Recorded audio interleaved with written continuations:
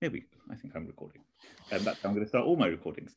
Welcome to the first of our live Q&As for our virtual seminar series 2020-2021. Before we officially launched, we were just talking about how this strange new normal that we find ourselves in gave us great opportunities like this one to meet in bigger amounts of people than we normally would.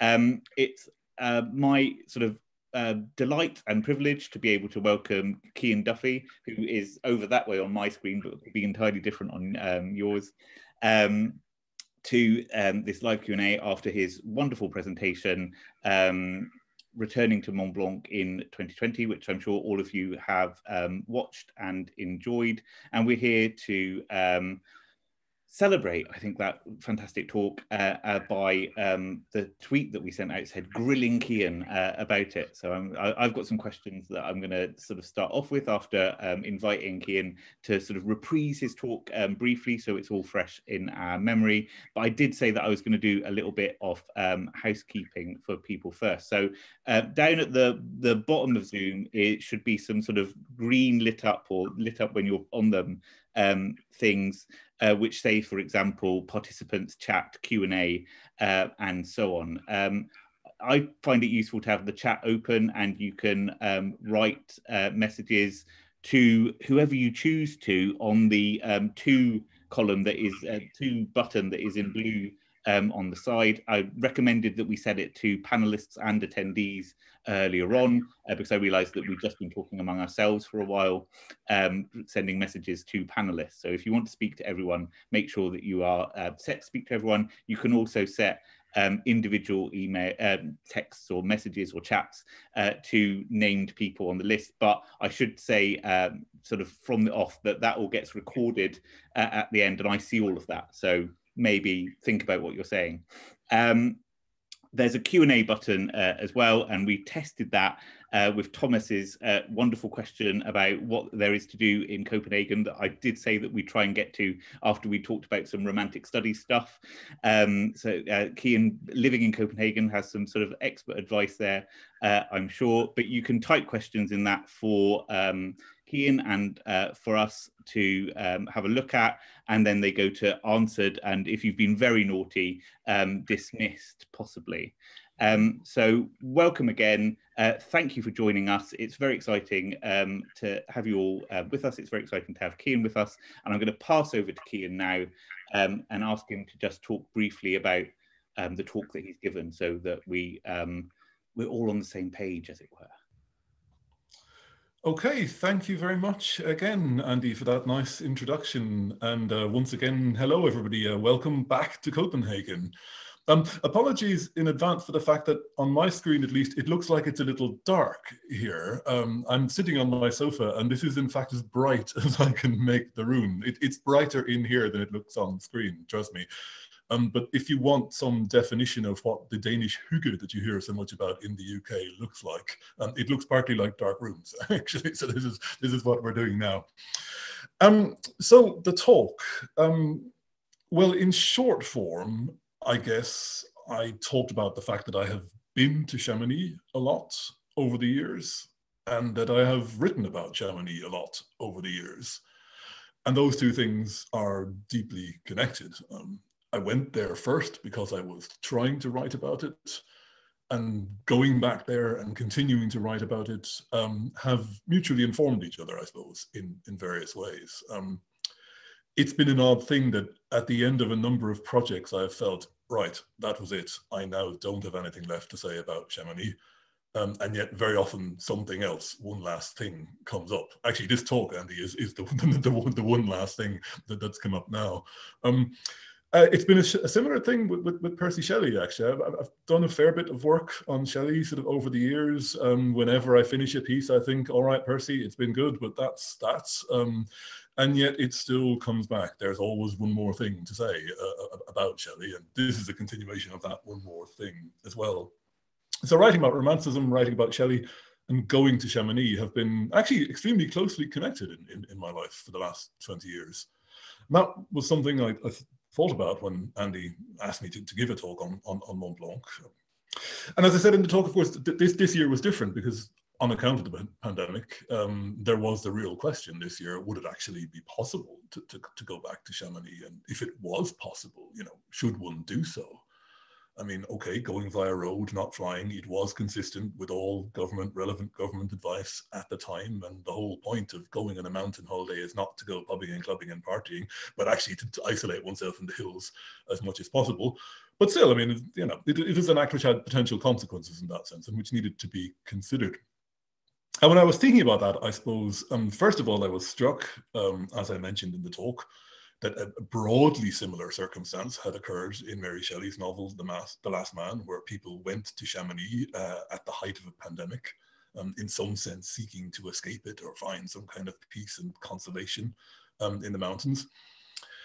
And I suppose thinking on from that, I began to reflect on the fact that not only was Chamonix a place that people went back to a lot in both the Shelley's writing and in the Romantic period more generally, but also that the texts themselves reflected on the kinds of questions that I was asking: what it meant to go back to a place, what it meant to be in a place, and what the consequences of being in a place might be. So in a strange sense, I thought, well, all this has kind of been anticipated in some way, but before, as Thomas de Quincey talked about, you know, reading the Arabian Nights and having this terrible anxiety that his whole life had been imagined sometime in the past, long before he had even been born. It didn't strike me in an anxious way, but it struck me as curious that these were texts that the Romantics themselves considered, and that was an aspect of the Shelley's writing, an aspect of writing about Chamonix that I hadn't myself previously considered, that became more apparent to me because of the circumstances.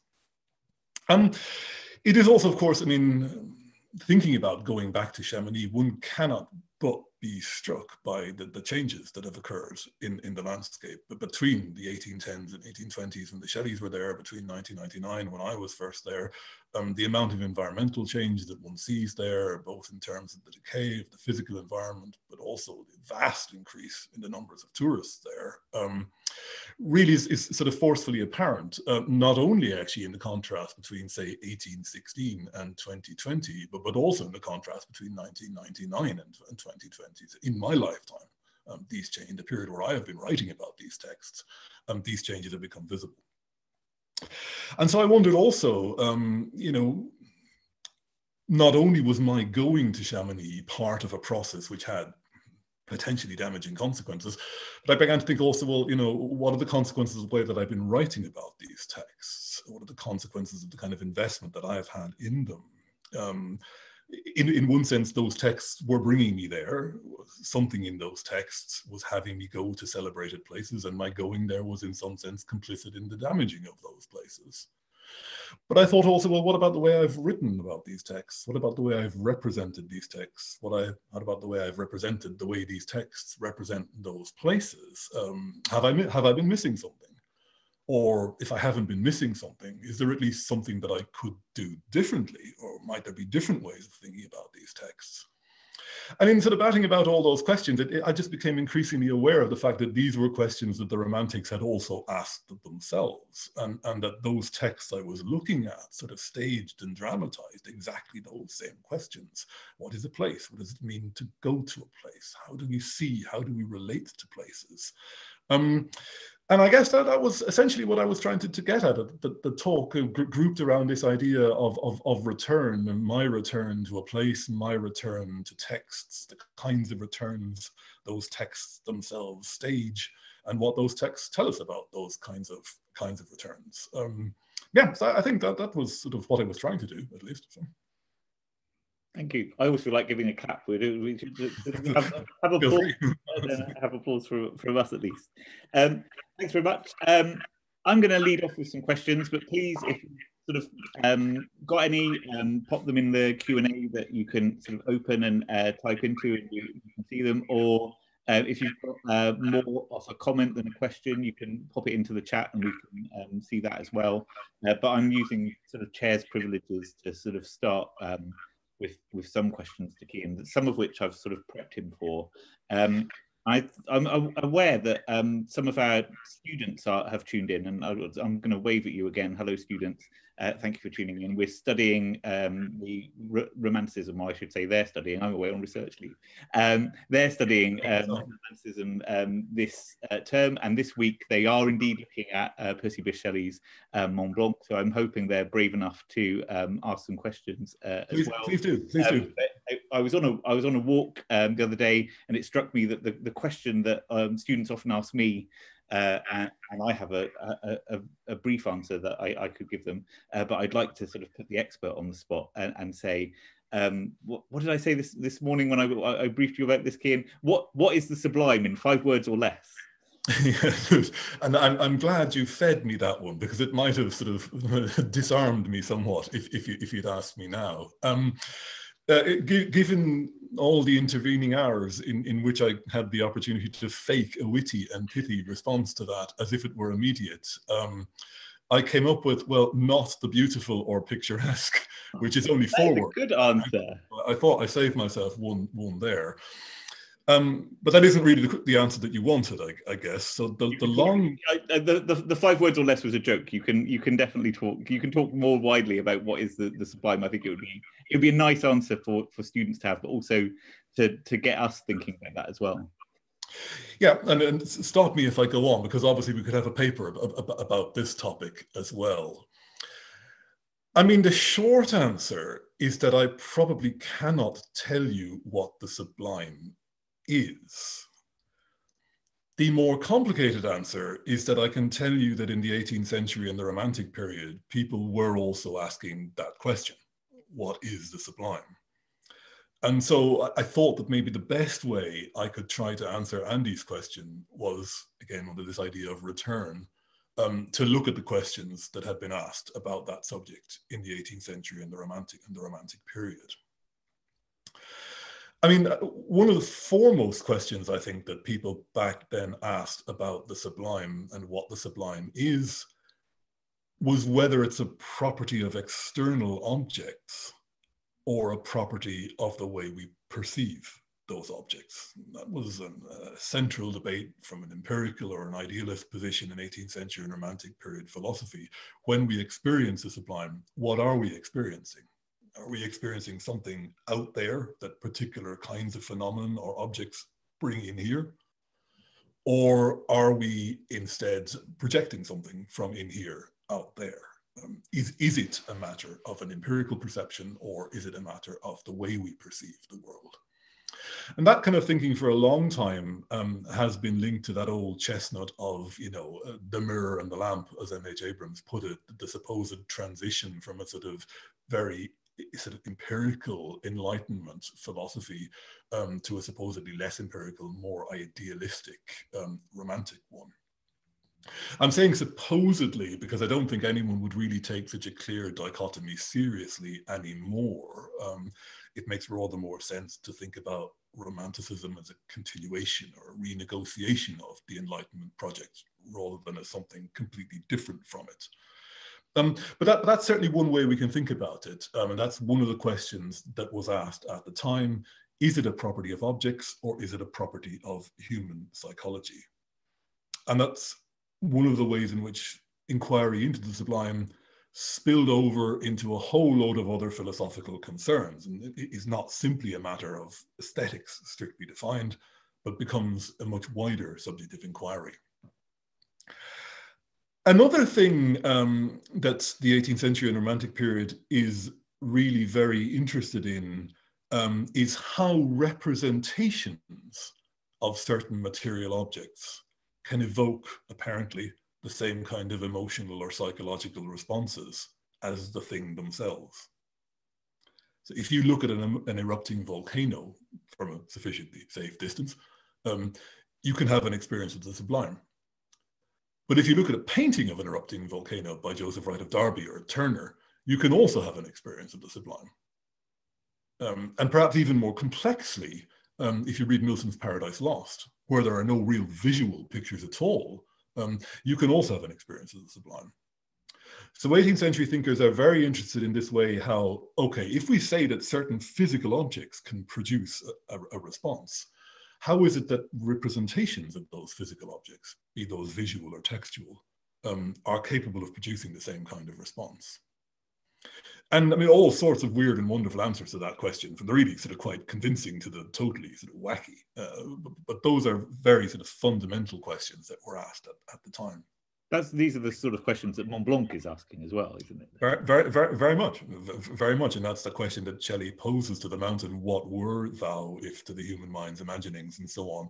That's exactly what he's asking. Well, you know, what would it be if we could see it without seeing it in that sense? What would it be if we could get outside our perceptual processes and see the mountain for what it is? Or in a more sort of post-structuralist sense, what would it be if we could see the mountain independently of any of the representations or of mountains, that mountain, all mountains that we bring there? Because we're incapable of seeing neutrally in that sense, it seems to is what Shelly is concerned with there. We have to see in some kind of interested way. So, I mean, the Sublime posed during the period all these really significant questions, which are epistemological questions. They are ontological questions, actually, in a very real sense. And that has been hugely important in the legacy that the Sublime has had as part of the history of the aesthetic in Western critical thought, on through people like Kant, passing through Lacan and Lyotard and all the rest right up to now. It's its sort of centrality as an ontological and epistemological concept, its centrality in some ways to the aesthetic that has given the Sublime that ongoing relevance. I mean, I suppose it's also worthwhile saying that outside philosophical questions, the Sublime in some ways is also a set of cultural practices during the Romantic period, which is really quite diverse. I mean, it's partly the reason why people go on holidays in particular parts of the world. And I mean, if you go skiing in the Alps this year, which you probably shouldn't do, actually, I mean, even if you can, or if you went skiing in Austria last year, which you definitely shouldn't have done, that is something quite romantic in a sense. That taste for mountain scenery, that idea that one can find oneself in nature, that these landscapes are profoundly beneficial to us. Those are things which began to emerge to an extent during the Romantic period, and so things like the rise of tourism, the rise of popular science, the rise of spectacle as commodity, these are all linked, sometimes directly, sometimes indirectly, to the Sublime. So as well as being a philosophical question, it's also really a super motivator of kind of cultural change across Europe during the late 18th century Romantic period. Many of the kind of revolutions that we think of in Romantic period culture come in some way or other from practices related to the Sublime. The final thing I might say about that, of course, this is also big business, and that's something that I was talking about in my talk. But it was big business during the Romantic period too. I mean, you could sell it. You could sell it to tourists who would want to go to these places and see it at first hand. But you could also sell it in panorama exhibitions, for example, in London. You could sell it in prints of paintings by Hackert or Darby, all of whom made decent livings out of the reproductions of these prints that they had. So the Sublime is a commodity too. And that's, I think, one of the more problematic legacies of the Romantic Sublime, that perhaps it's the commodity we see most of all today. And in a very real sense, even kind of popular science documentaries are a kind of commoditization of the Sublime. And skiing is a commoditization of the Sublime. And even those, in a sense, 101 mountains you should climb or 101 beaches you should go to before you die kind of books are to a certain extent a commodification, not just of romantic ideas, but quite specifically of a romantic investment in the Sublime. And I think I was very interested in how that has obviously had profound kind of environmental and ecological consequences too. Okay, not perhaps on the level of fossil fuels, but a fair amount of fossil fuels have been burned by people, notably including yours truly, in pursuit of the Sublime, in that sense. So a very, very complex phenomena, which has both an intellectual, philosophical significance, but also a kind of cultural significance in Western thought, at least, which is all I'm remotely qualified, I think, to talk about. I don't know, Andy, does that seem like a decent stab at an answer to that question? Or? That was a comprehensive answer, which I'm sure will be helpful in future essays. We've got two questions coming in. I'm going to take the second one first, as it's briefer, and it's from one of our students at Edge Hill, Savannah, and she segues nicely into what you just said about sort of talking about Western ideas. She says, "How religious or Christian is the sublime? Is it theology, and also is it a Eurocentric ideal?" So I think that's a nice way to wrap up thinking about the sublime. Okay. I mean, to the first part, how religious Christian is the sublime? Again, well, welcome to academia. There are various ways in which that question could be answered.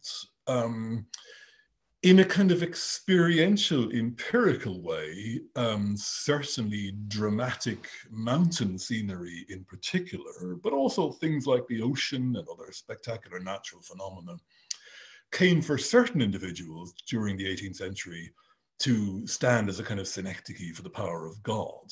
So the dramatic landscape became evidence of the grandeur of the person who was supposed to have created it. And there's a kind of analogical reasoning there in a straightforward term. If you read a really good book, you think, oh, the person who wrote this must be pretty cool. People would kind of go and look at mountains and say, oh, the person who made this must have been pretty cool. And it became a kind of symbol for divine power. And so very often in the 18th century and Romantic period, people would go to the Alps looking to find God in the mountains, to have a kind of spiritual experience in the mountains. And that is something, of course, as we know, that Shelly is very critical of, and is critical of in Mont Blanc, which I can understand that you've been studying.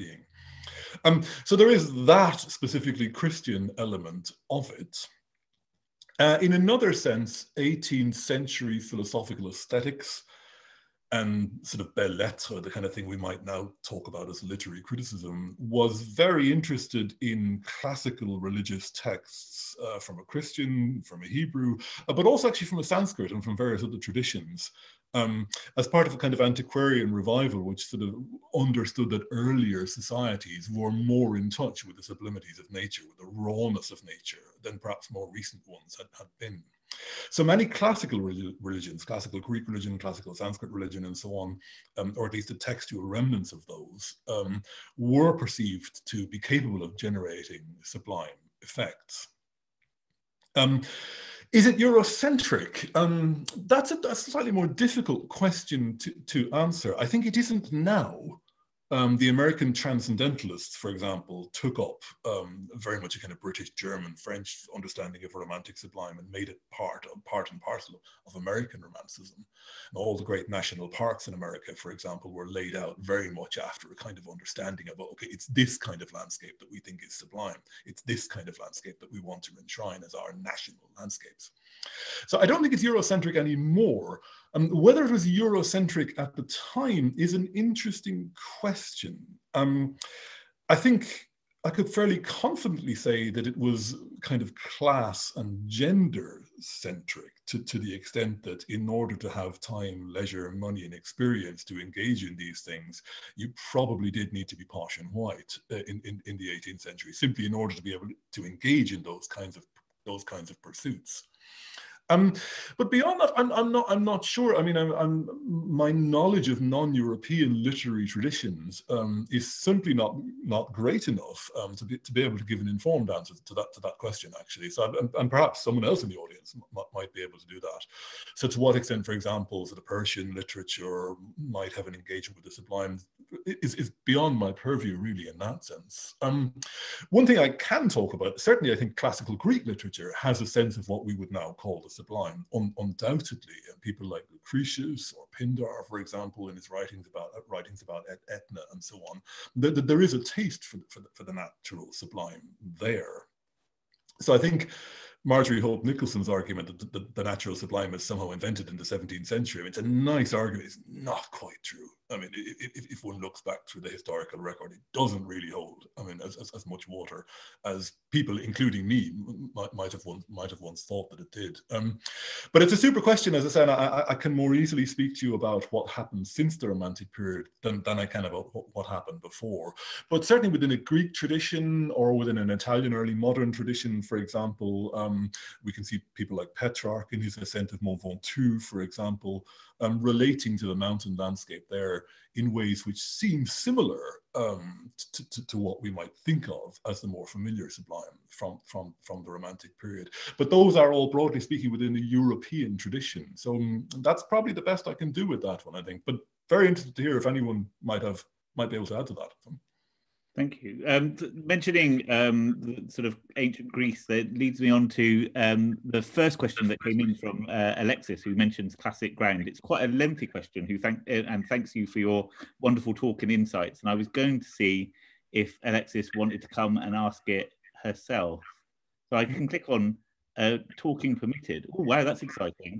Hi there. Hey, Alexis. Hi, thanks so much for the talk. Oh, sorry. Sorry, I clicked another. No, that's fine. Hopefully none of my family will walk in the room. If they do, I apologize.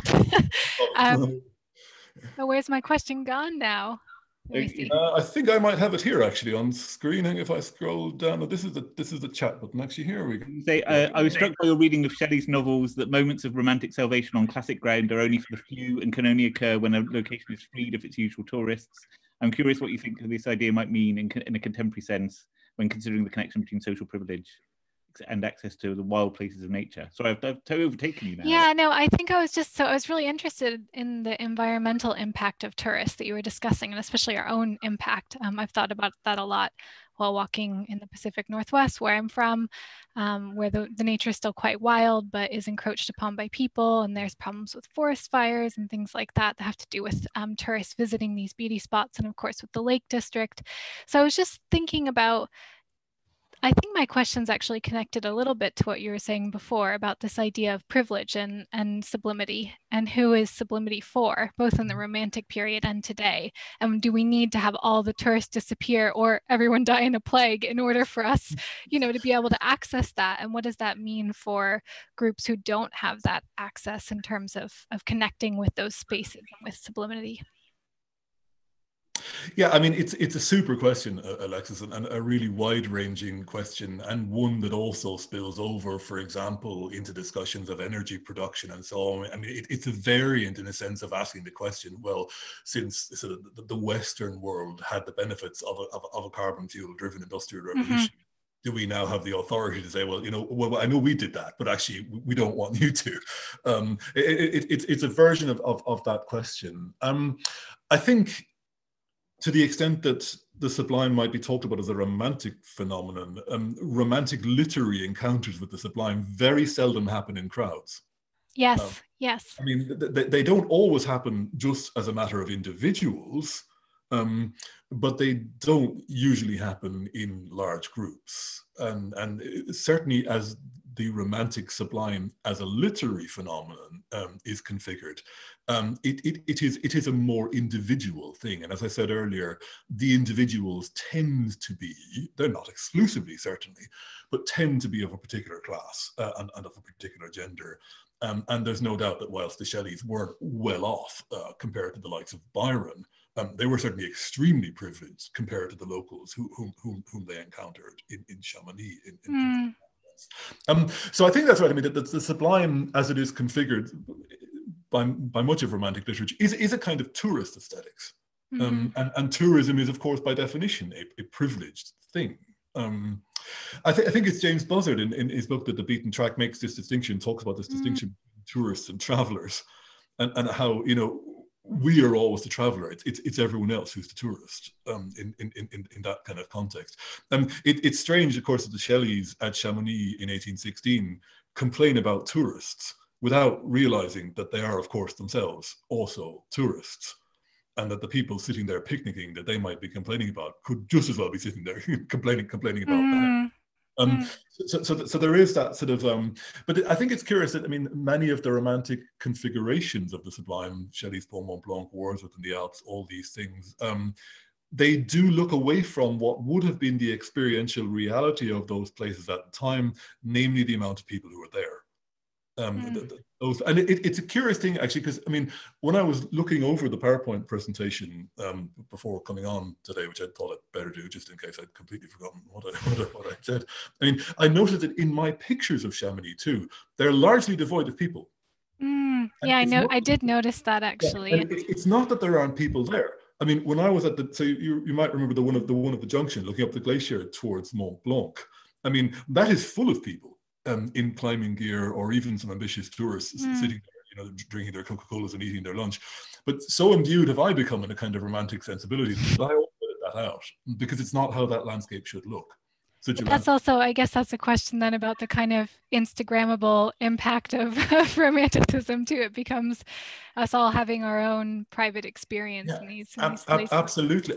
And I think Instagram is a super comparison there, because of course, if we think of one of the most famous sort of images of the romantic sublime, Friedrich's painting Der Wanderer über das Nebelmeer, I mean, that's a classic Instagram shot, yeah? You can almost imagine today the queue of people behind him, just waiting and on the rock, have their moment of fame. Wonderful. And I think also that the thing about that particular picture, I mean, is not only does it show an individual looking at the sublime, but it really invites you as the viewer to imagine what it would feel like if you were there and looking at you looking at the sublime. Yes. Because that figure becomes part of that landscape, and we might like to think, well, we would become part of it too. So I think you're absolutely, the sublime is also a very performative thing, and it involves very much kind of individual communion with nature.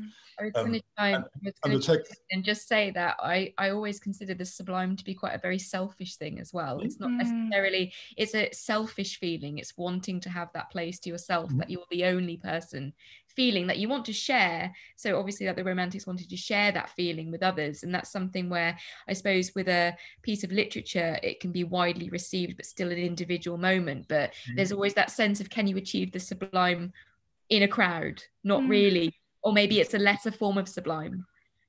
Yeah, and I think again that's the problematic dynamic that I was trying to talk about in my talk. That if everyone goes there trying to have that individual communion with nature, then we end up destroying it for each other. But I mean, you're absolutely right, Alexis. I mean, it's a really, really difficult question. I mean, should we decide who gets to go there and who doesn't? I mean, and that's a problem of tourism everywhere in the world. It's a problem in Barcelona, it's a problem in Venice, it's a problem all over. I mean, it doesn't seem proper that we should say, well, all right, I know, well, we've had this experience, but we don't think, anyone else should. I mean, on the question of privilege, I mean, it's one thing that's struck me. I mean, the Shelleys, for example, don't really record much of what their guides and the locals there, and actually those figures also vanish quite a bit. I mean, we have the innkeepers, of course, that Shelly talks about, and he talks about his guide Ducret on a number of occasions. But we do get occasional insights into what the locals might have made of it. I mean, I was struck by that question myself, and a couple of years ago, I actually asked the baker from where I usually buy. I go there so often that I have a baker in Chamonix.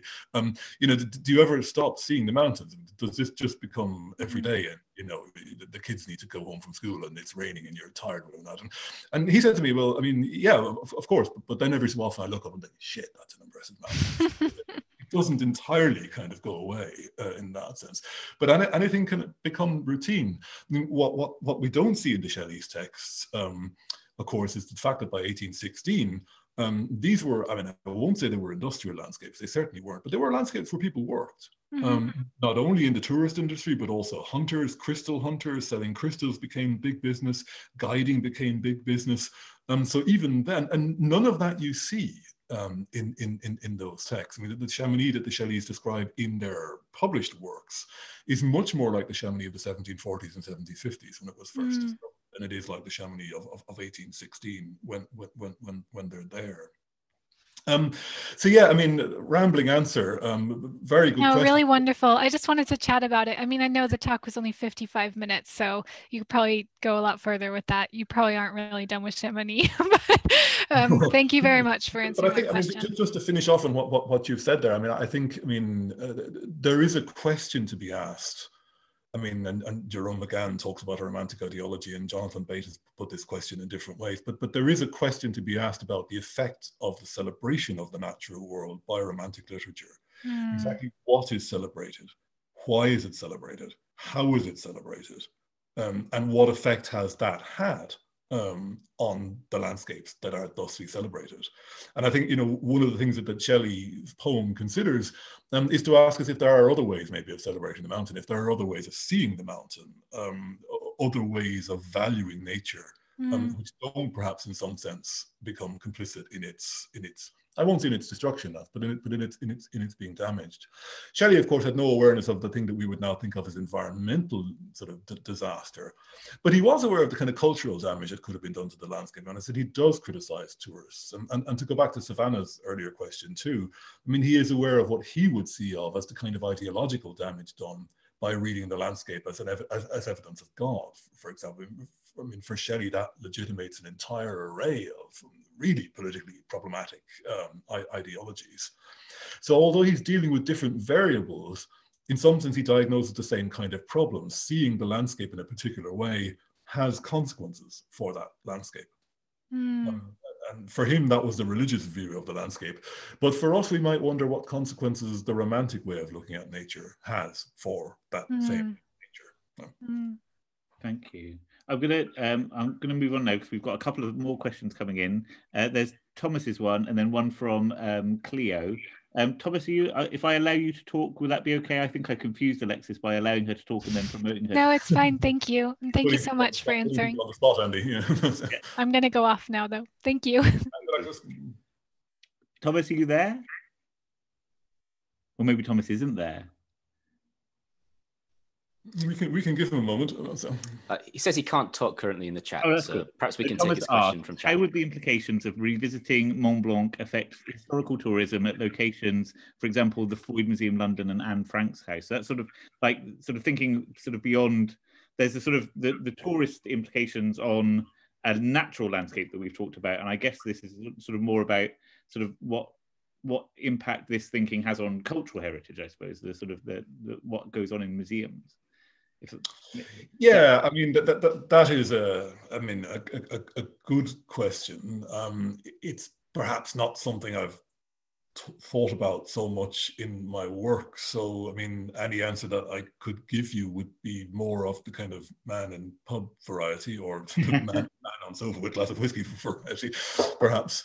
But I think you're right, though, that we can draw a kind of comparison there. I mean, just as it is extremely important to preserve these natural environments, so of course is it super important to preserve, to commemorate, to remember sites of trauma or sites of historical importance from the past. The question, I suppose, is what we preserve them for. I think what I was talking about was how a particular kind of valorization of a sentimental or immediate emotional response to the landscape maybe brings tourists there in a somewhat unthinking way. One hears it said that sometimes at sites of memory or sites of trauma, I mean, we've all read those articles about people there being more concerned to have a selfie, in the place rather than perhaps to reflect upon what the place actually stands for, or what significance of the events that occurred there. So I think it's undoubtedly true that all sites of memory or all sites of commemoration run the risk of becoming commoditized and developing a set of practices which are antithetical to what we might think they ought to be. That, of course, is not always their own fault. I mean, particularly, just reading stuff and not all that much news from the UK makes it to Denmark, but the stuff that does, I mean, I'm thinking, for example, now about the sort of attacks on the arts or attacks on humanities subjects, where museums and so on, galleries are increasingly required to sell themselves, because if they're not supported by the state, then they have to support themselves, and so commoditization of various sorts becomes important. So I think you're right. I mean, why people go there it can be unpredictable, and one has the impression that sometimes people go to places for reasons that are antithetical for the reasons why such places exist in the first place. The selfie culture, and those things we might think of. And that is, I suppose, broadly comparable. I mean, I have seen that in Chamonix. I mean, and you wouldn't catch me for $1 million in the Untitled cable car or anything like that. I mean, I was up there years ago when hardly anyone was there. But I think there too, I mean, you can see people are so impressed, so eager to get the right photograph. You feel like just put down the damn camera and look. You know, you don't want the record of someone photographing you in front of a glacier. Look at the glacier. So I think that culture is something that I have seen in Chamonix. Absolutely, people so concerned to document that they've been there, so concerned to document them having the experience there, that they actually forget to have the experience in some strange way. They forget just to look at the thing itself. So in that sense, I think you're right. I mean, the desire that brings people to a place like Chamonix is not necessarily the desire one would expect, and is again a long way away from a desire to sort of see the wildness of a place, which is in reality not wild at all anymore. I mean, the woods in Sweden, 50 kilometers north from Lund, are much wilder than Mont Blanc these days, in some very real senses. But odd and all as that sounds to say, I mean, the kind of meadows outside my apartment building are in a very real sense wilder than the Alps, because they're not full of cable cars, they're not full of drone flights, they're not full of paraponters videoing, they're not full of skiers, they're not, I mean, so that they are empty landscapes. Again, a slightly rambling response to your question, but I think we can diagnose similar problems. If a museum or a gallery or a site of memory or a natural site begins to become commoditized, all sorts of problems ensue from that. But it's also a little bit difficult to see in certain circumstances how commoditization might be avoided. I mean, one can hardly blame the locals in Chamonix in Shelly's day for wanting to make money off the tourists. I mean, they were dirt poor. I mean, who would blame them for wanting to make their lives a little bit better with these wealthy people coming to see their village, their mountains? Well, hey, they might as well pay for the privilege of doing so.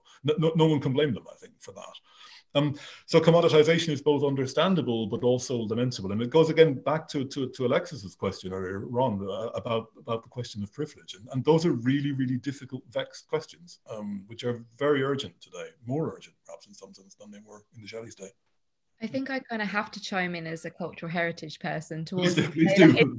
It's not necessarily, there is lots of I think problems with that kind of, I talked about this kind of selfishness of the sublime, but the kind of personal identification with literature and the kind of cyclical nature of finding your connection with that piece of literature in landscape. And there's all that kind of, because I work on the Brontes, so we get that with the Bronte parsonage all the time, right? The moors and people wanting to go and kind of inhabit those same spaces as kind of texts.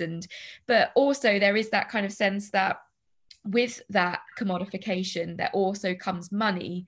And there's a lot of charitable organizations like the Bronte Parsonage Museum. I'm thinking of Dove Cottage and the lakes and stuff as well, where basically they then have the money to then buy more of the kind of treasures to keep. So there's this kind of sense of needing kind of that kind of capitalization of stuff, which, you know, is, but it's like that needing of kind of that kind of money and that kind of, I suppose, that those footprints of all of these tourists keep that alive and vice versa. So it's kind of this double-edged weapon, isn't it, where you can't ever find that right balance almost. Just put my 2 cents in there and then I back off. But I think you're absolutely right, and you articulated much more elegantly than I did. It is exactly that double-edged sword that we see in Barcelona, we see in Prague, we see in all sorts of places, that kind of love-hate relationship with tourism. It keeps the industry going, but at the same time, it has historically had a great deal of damage. I mean, I think, you know, nowadays, certain communities, certain areas are attempting to find ways of renegotiating that and to develop sustainable tourism. And there are beginnings of that in the Alps now. I mean, most of the major climbing routes of Mont Blanc were closed, not just this summer, but last summer, because you had those Mount Everest-style queues of people causing dangers going up. And there has for many years been talk about the creation of a national park in the Mont Blanc area, and the taking out of all the cable cars and so on. But that again, of course, has been resisted on economic grounds, because a lot of income will be lost if that is done. So really difficult issues that you diagnose there, Thomas, I think. Yeah. I'm going to see if Cleo would like to be allowed to talk, because she has got quite a detailed question responding to elements from your talk. So I'll click the button. Cleo, are you available to ask? Yeah. Would you like me to paraphrase you? Or if maybe like Thomas can't. Yeah, her microphone is unmuted, I think, so we have a start, certainly. I can only ask to unmute, so we'll see how we go. So she says, it struck me when I saw the Pat dans le vide in your presentation that maybe today our attempts to reenact Shelley or Wordsworth, for example, experiences, in a sense, prevent ourselves from having an authentic experience, which is sort of what you've been talking about, that sort of the sort of selfie culture being more about taking the picture than having the experience. There's something about standing in a glass box jutting out into the mountains that seems slightly unspontaneous, although obviously still a nice view. Also thinking about what you said about Addison's letter from Italy in relation to culture or landscapes, to what extent do these cultural associations, our preoccupation with pursuing the experience of poets before us, limit the potential for others to have a subjective experience, especially in light of what you said in relation to the sublime, in terms of it being understood as something that is within the person beholding an object versus the object itself? That's quite a decent question. And I mean, I think to take the first, and I have it on screen here, so I'm just sort of scrolling down my screen to get through it. I mean, one of the things that I've been a little bit struck by, in some sense, is how not present the Shelleys and the Wordsworths are in the kind of physical infrastructure around Chamonix. There are these kind of faded banner posters on the way to the railway station, but the local museum, the Alpine Museum there, for example, doesn't really talk much about British Romanticism or British Romantic engagement with Chamonix as a thing. So there is that. I mean, I think you're right, and I spoke a little bit to that a moment ago, the idea of going to the mountains in quest of the sublime with a lot of other people, and it undercuts exactly that. Apparently, you also have to put on a pair of slippers when you go into that glass box to look at the mountain, because strong shoes might damage the glass. So, I mean, I sort of reminded of William Hazlitt when he talks about his ascent of the Grande Chartreuse, and he goes there with these great kind of Napoleonic fantasies and ends up going up that on a donkey. And not only that, but he's facing downhill while the donkey's going uphill, grabbing the tail of the donkey to hold on. And he describes that, in fairness to Hazlitt, as the most unsublime thing he could possibly think of. And so I think that there's certainly that. And I can imagine that standing in a glass box like that might also advertise to you simply the fact that you weren't on the mountain in an odd kind of way. You were so close, but actually not there. You're not standing outside. You're not a climber, for example. You're not standing on the ice or the snow. You are in that tourist position. It is a better tourist position, you might say, but it's still the tourist position.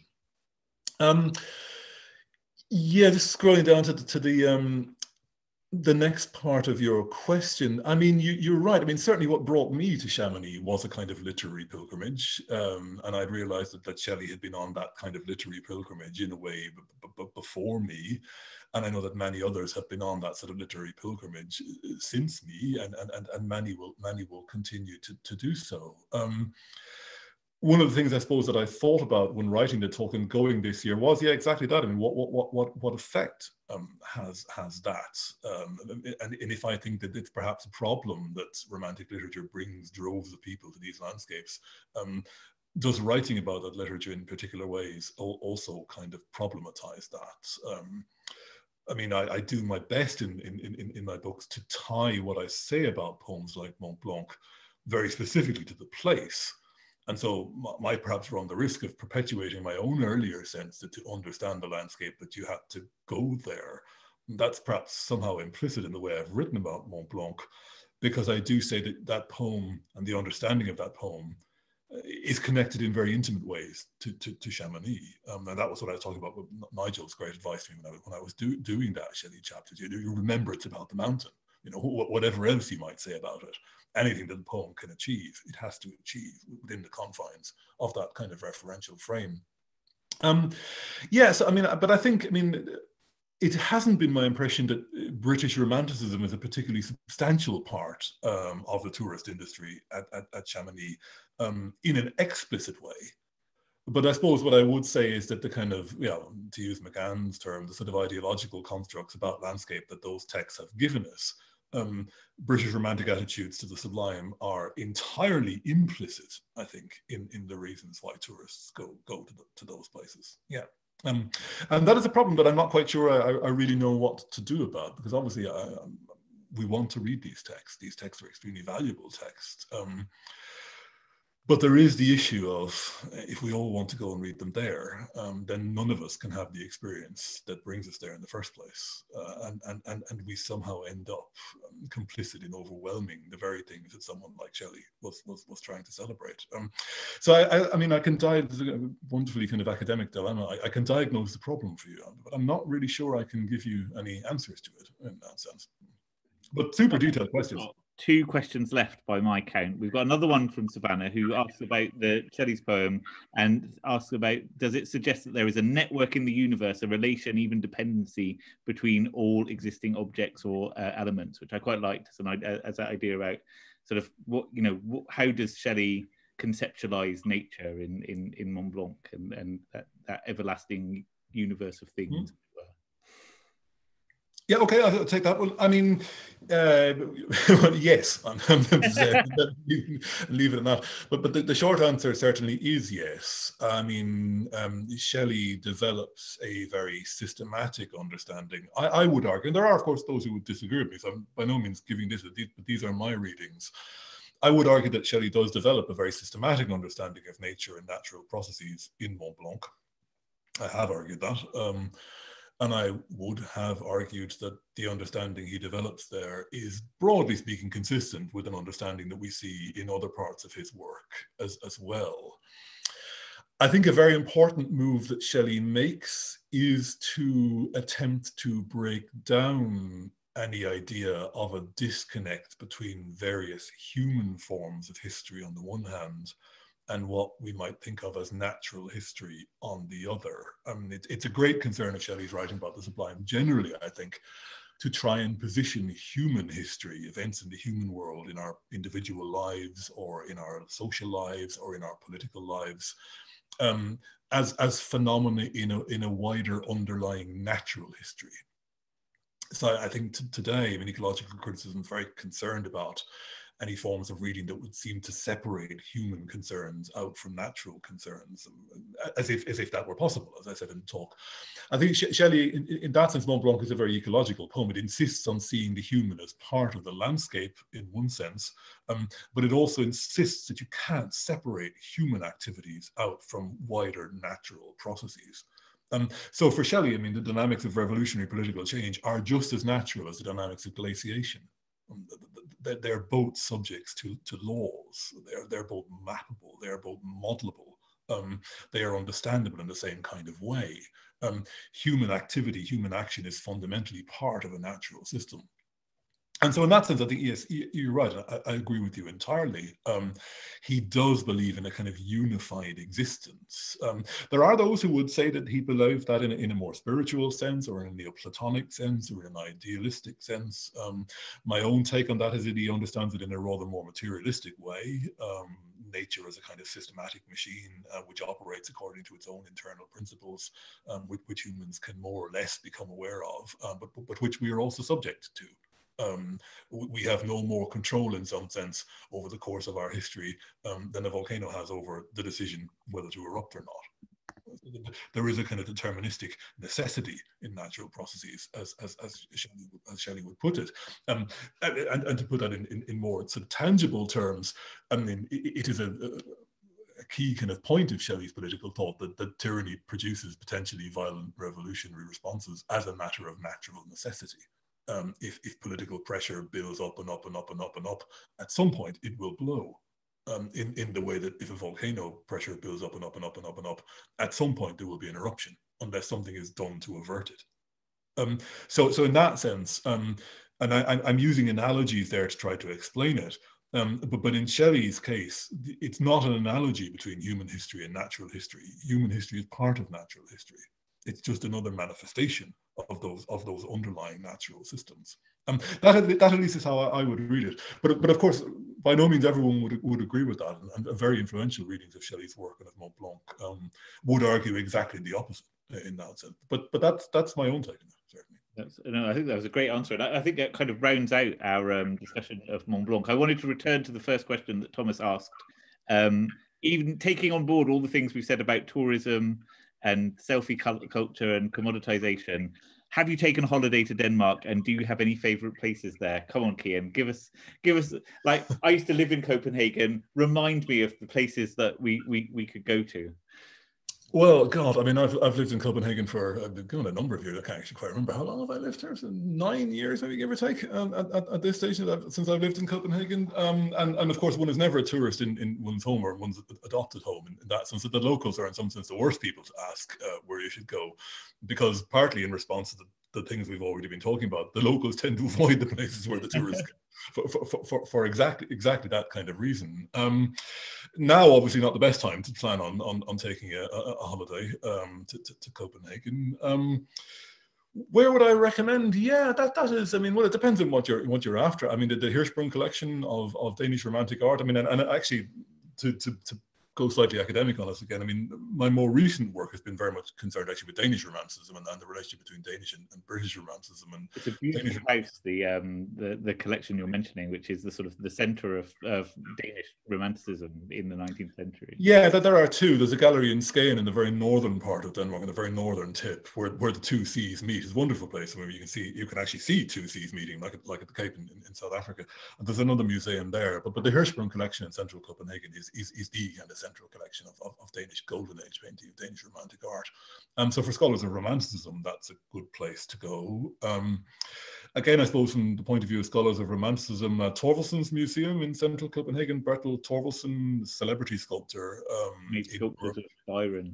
Yeah, I mean, actually, many of British Romanticism's kind of material relics, in some sense, are Thorvaldsen's in one way or another. Pictures of Scott, Thomas Hope, sculptures of Scott, Thomas Hope, Byron, many others. I mean, he was really the go-to sculptor at the time. He is also the man, of course, who recounts when he was doing the famous bust of Byron in Trinity College now, how Byron was insisting on looking romantic and insisting on sitting there looking kind of miserable and so on. Thorvaldsen's trying to make him laugh, basically, and get him, and he's not having Byron. He's just sitting there looking grumpy, and that because even at that point he's aware of what it means to perform kind of romanticism in that sense. So I think those are probably I mean, if you're a scholar of romanticism, those are the places that I think I would most recommend going to. Yeah. Mm-hmm. Oh, that was a lovely scholarly answer. I'd be like Tivoli, up the Round Tower, also good. Outdoor. Carlsberg Museum brewery tour, but also the Glyptotek, which is a lovely collection of like classical sculpture and painting. So many things. But those are all absolutely super good as well. I mean, it just occurred to me that, I mean, on the subject of the sublime as well. I mean, Denmark is a notoriously flat mountain or a flat country. The highest mountain in Denmark, I think it's something like 170 meters above sea level, perhaps, and it's rather hubristically named Himmelbjerg, the heaven peak. That's putting your best foot forward, certainly. But I think an interesting thing, I mean, because Denmark in some ways doesn't have the kind of natural sublime that many of the British romantics, for example, are interested in. There are no massive mountains, there are no massive volcanoes, and so on.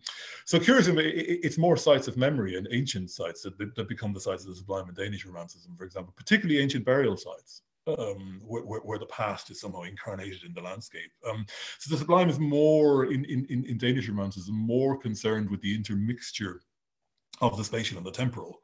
Very much the notion of landscapes which evoke a history. And the Danish Golden Age painting is full of representations of dolmens and so on for exactly that kind of reason. The Viking Ship Museum in Roskilde. That kind of thing as well. So I mean, there is an aesthetics of the sublime in Danish romanticism it just doesn't look like the aesthetics of the sublime that in an Anglophone tradition we're used to, I think, in that way. But many Danish Golden Age painters did travel south, of course, went to Italy. There were Danish colonies of Danish artists in Rome and in Naples. And of course, Jens Baggesen, I mean, who's often, if Carsten Engelberg is still here, he'll know all about this. Jens Baggesen, who is one of publishes, I suppose, the first travelogue in Danish, advises the Danes to travel south, to leave the country and go south. But Baggesen talks a lot about Strasbourg Cathedral, very much in terms of the aesthetics of the sublime. So an architectural sublime is also quite interesting within a Danish romantic context. So even though we don't have the landscapes quite here that tick the boxes of the sublime in that sense, Danish romanticism does engage with it in all sorts of other ways. And with the sea, particularly, you're never more than 50 kilometers from the sea in Denmark, wherever you are. So the sea is also a big factor in that respect. Thank you very much. I think that brings us to around the end of our the hour that we advertised, and I think that we covered a solid amount of ground there. Oh, anonymous attendee says, any Danish romantic reading recommendations with English translation? Of course, I think that's a lovely one that we might I might pick your brains for a reading list that we can then advertise on the site that we have today. Sure, yeah, and I see actually Carsten Engelberg is coming there asking if you can add back. Thank you very much for that question. It's great, but we'll provide a we'll provide a reading list of romantic Danish literature. That's fantastic. But I'm going to clap again because I like clapping, and even though I do quiet clapping, to say thank you so much, Cian. I think that was a wonderful response to a wonderful seminar paper. And it's my pleasure. Lovely being here, there, wherever I am. Yes, yeah, I think it felt relatively hygge. Yeah, absolutely. Yeah. No, thank you. Thanks so much. Mange tak, tusind tak. And I think it was lit. There. And I sort of wave farewell to our diminishing attendees. Thank you very much for attending. Thank you, students, for attending. I hope you got something out of that. And thank you, everyone else, for attending as well. I thought, yeah, that was lovely. Yeah. Andy, plug the next seminar. Oh, yes. Before you go, we do have forthcoming in our next one is early December, and we have the wonderful Erin Lafford, who's just published with Simon Kveshi a collection on John Clare, coming to talk to us about careless John Clare, and that's her work on John Clare and carelessness, and her thinking about medical humanities. And she's also promised me to talk a little bit about John Clare and animals, because that's our students' theme for that week as well. So. Sounds cool. Force her to talk about the badger, even if she doesn't want to talk about the badger. But she's also going to talk about all things John Clare, and I think it will be a wonderful thing to experience. So please come back and listen to Erin's wonderful paper, and come in for her wonderful Q&A, armed with squash, tea, whiskey, or milk. Fantastic. Thank you very much. Thanks very much. Cian. That was really, really good. I'm going to stop recording now, because I feel like I probably should have stopped recording before I waffled on a lot.